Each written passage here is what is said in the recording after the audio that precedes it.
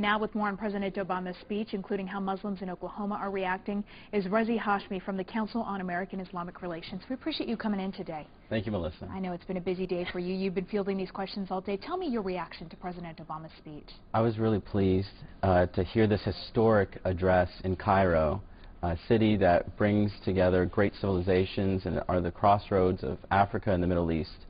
I was very impressed to hear him discuss international relations as well as what Americans must do here.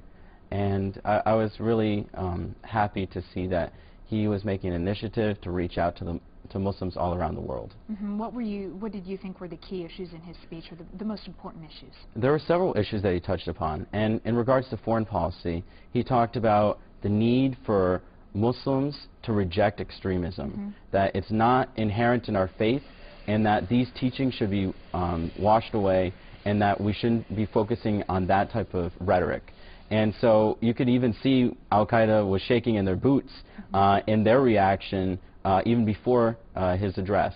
And other issues that he touched upon were building peace in Israel and Palestine, which would be mutually beneficial for people all around the world. And also he touched upon civil liberties, human rights, women's rights, and many other issues in his address. You know, many Muslims are praising Obama for his call for a new beginning. They feel, though, that he may need to put his words into action now. Do you agree with that? I do. I think what needs to happen now is we've seen where he's coming from and what he would like to see not only Muslims around the world do and leaders in the Muslim countries do, but also what Americans need to do. And I think it's really important that we take the time to learn more about each other. There's so many different cultures and faiths intermixing with one another. Each city is a microcosm of the rest of the world. So we need to really make an effort to learn more about each other because we have so many things in common.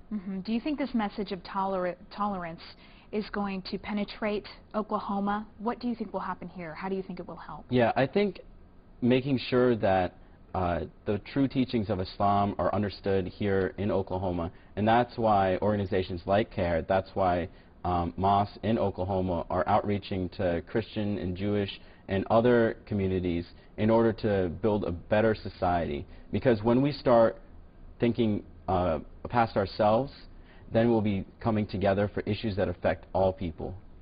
What do you hope to see happens next? I think what needs to happen is that Americans need to do their part in understanding the Muslim world, learning history, getting to know their Muslim neighbors, visiting mosques, and the mosques are always open to our neighbors in all communities. Sounds like you have a positive reaction to the speech today. Yeah.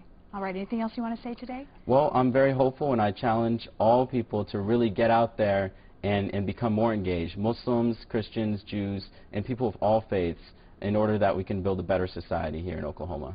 Well, we appreciate you coming in today. Thank you. Thank you so much for your perspective. And you can read the text of President Obama's speech. It is posted on our website. Click on news9.com and look under links mentioned.